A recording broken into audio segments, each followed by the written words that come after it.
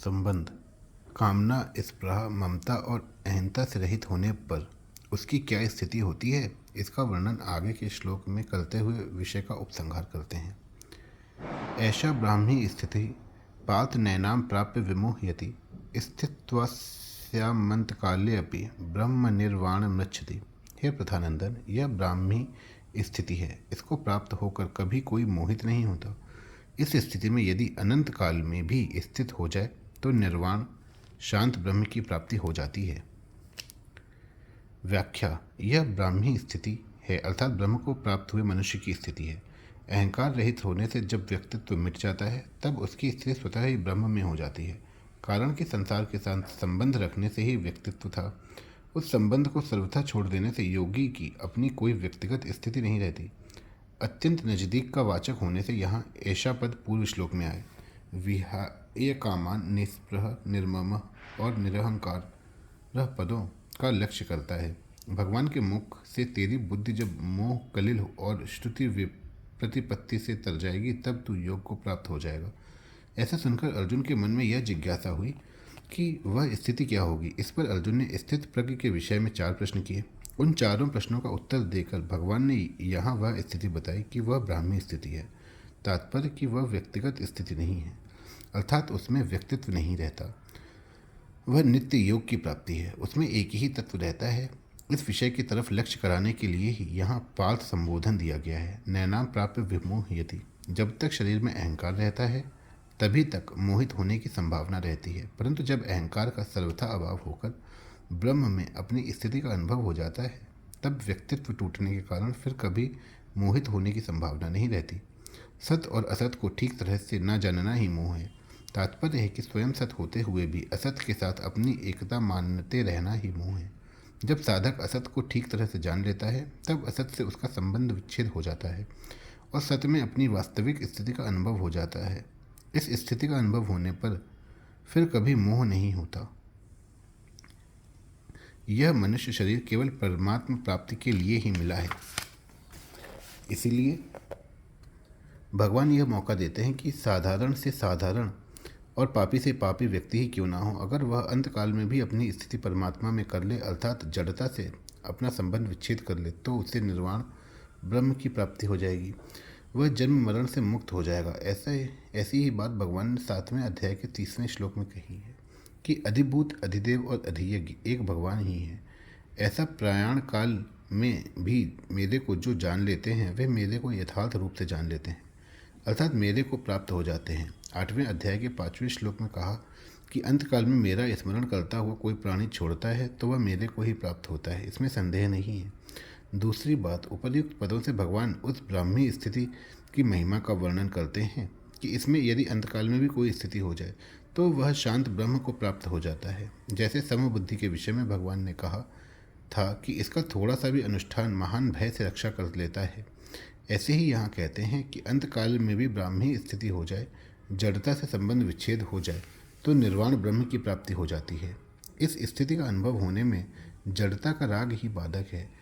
यह राग अंतकाल में भी कोई छोड़ देता है तो उसको अपनी स्वतः सिद्ध वास्तविक स्थिति का अनुभव हो जाता है। यहाँ यह शंका हो सकती है कि जो अनुभव उम्र भर में नहीं हुआ वह अंतकाल में कैसे होगा, अर्थात स्वस्थ अवस्था में तो साधक की बुद्धि स्वस्थ होगी, विचार शक्ति होगी, सावधानी होगी तो वह ब्रह्मी स्थिति का अनुभव कर लेगा, परंतु अंधकाल में प्राण छूटते समय बुद्धि विकल हो जाती है, सावधानी भी नहीं रहती। ऐसी अवस्था में वह ब्राह्मी स्थिति का अनुभव कैसे होगा। इसका समाधान यह है कि मृत्यु के समय जब प्राण छूटते हैं तब शरीर आदि से स्वतः ही संबंध विच्छेद हो जाता है। यदि उस समय वह स्वतः सिद्ध तत्व की तरफ लक्ष्य हो जाए तो उसका अनुभव सुगमता से हो जाता है। कारण कि निर्विकल्प अवस्था की प्राप्ति में तो बुद्धि विवेक आदि की आवश्यकता है, पर अवस्थातीत तत्व की प्राप्ति में केवल लक्ष्य की आवश्यकता है। वह लक्ष्य चाहे पहले के अभ्यास से हो जाए, चाहे किसी शुभ संस्कार से हो जाए, चाहे भगवान या संत की अहेतु की कृपा से हो जाए, लक्ष्य होने पर उसकी प्राप्ति स्वतः सिद्ध है। यहाँ अपिपद का तात्पर्य है कि अंतकाल से पहले अर्थात जीवित अवस्था में यह स्थिति प्राप्त कर ले तो वह जीवन मुक्त हो जाता है, परंतु अगर अंतकाल में भी यह स्थिति हो जाए अर्थात निर्मम निरहंकार हो जाए तो वह भी मुक्त हो जाता है। इसका तात्पर्य यह है कि यह स्थिति तत्काल हो जाती है, स्थिति के लिए अभ्यास करने, ध्यान करने, समाधि लगाने की किंचन मात्र भी आवश्यकता नहीं है। भगवान ने यहाँ कर्मयोग के प्रकरण में ब्रह्म निर्वाणम पद दिया है। इसका तात्पर्य है कि जैसे सांख्य योगी को निर्वाण ब्रह्म की प्राप्ति होती है, ऐसे ही कर्मयोगी को भी निर्वाण ब्रह्म की प्राप्ति होती है। इसी बात को 5वें अध्याय के 5वें श्लोक में कहा है कि सांख्य योगी द्वारा जो स्थान प्राप्त किया जाता है, वही स्थान कर्मयोगी द्वारा भी प्राप्त किया जाता है। विशेष बात, जड़ और चेतन ये दो पदार्थ हैं। प्राणी मात्र का स्वरूप चेतन है और उसने जड़ का संग किया हुआ है। जड़ की तरफ आकर्षण होना पतन की तरफ जाना है और चिन्मय तत्व की तरफ आकर्षण होना उत्थान की तरफ जाना अपना कल्याण करना है। जड़ की तरफ जाने में मोह की मुख्यता होती है और परमात्मा तत्व की तरफ जाने में विवेक की मुख्यता होती है। समझने की दृष्टि से मोह और विवेक के दो विभाग कर सकते हैं: अहंता ममता युक्त मोह और कामना युक्त मोह, और सत असत का विवेक एवं कर्तव्य अकर्तव्य का विवेक। प्राप्त वस्तु शरीर आदि में अहंता ममता करना, यह अहंता ममता युक्त मोह है, और अप्राप्त वस्तु घटना परिस्थिति आदि की कामना करना, यह कामना युक्त मोह है। शरीर में रहने वाला अलग है और शरीर अलग है। शरीरी सत्य है और शरीर असत्य है। शरीरी चेतन है और शरीर जड़ है। इसको ठीक तरह से अलग अलग जानना सत असत का विवेक है। और कर्तव्य क्या है, अकर्तव्य क्या है, धर्म क्या है, अधर्म क्या है, इसको ठीक तरह से समझकर उसके अनुसार कर्तव्य करना और अकर्तव्य का त्याग करना कर्तव्य अकर्तव्य का विवेक है। पहले अध्याय में अर्जुन को भी दो प्रकार का मोह हो गया था, जिसमें प्राणी मात्र फंसे हुए हैं। अहंता को लेकर हम दोषों को जानने वाला धर्मात्मा है, और ममता को लेकर ये कुटुंबी मर जाएंगे, यह अहंता ममता युक्त मोह हुआ। हमें पाप ना लगे, कुल के नाश का दोष ना लगे, मित्र द्रोह का पाप ना लगे, नरकों में ना जाना पड़े, हमारे पितरों का पतन ना हो, यह कामना युक्त मोह हुआ। उपर्युक्त दोनों प्रकार के मोह को दूर करने के लिए भगवान ने दूसरे अध्याय में दो प्रकार का विवेक बताया: शरीरी और शरीर का, सत असत का विवेक, और कर्तव्य अकर्तव्य का विवेक।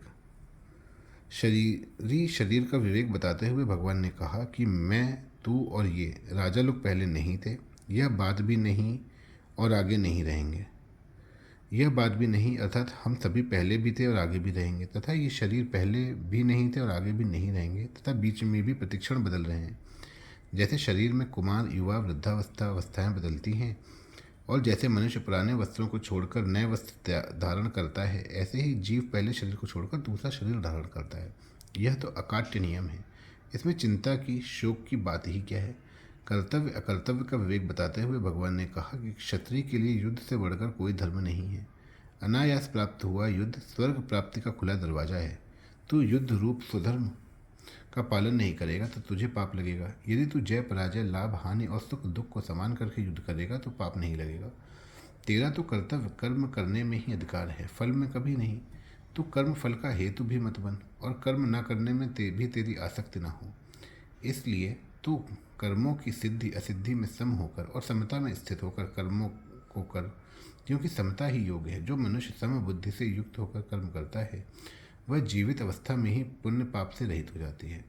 जब तेरी बुद्धि मोह रूपी दलदल को और श्रुति विप्रतिपत्ति को पार कर जाएगी, तब तू योग को प्राप्त हो जाएगा। परिशिष्ट भाव, निर्मम और निरहंकार होने से साधक का असत विभाग से संबंध विच्छेद हो जाता है और सत विभाग में अर्थात ब्रह्म में अपनी स्वतः स्वाभाविक स्थिति का अनुभव हो जाता है, जिसको ब्राह्मी स्थिति कहते हैं।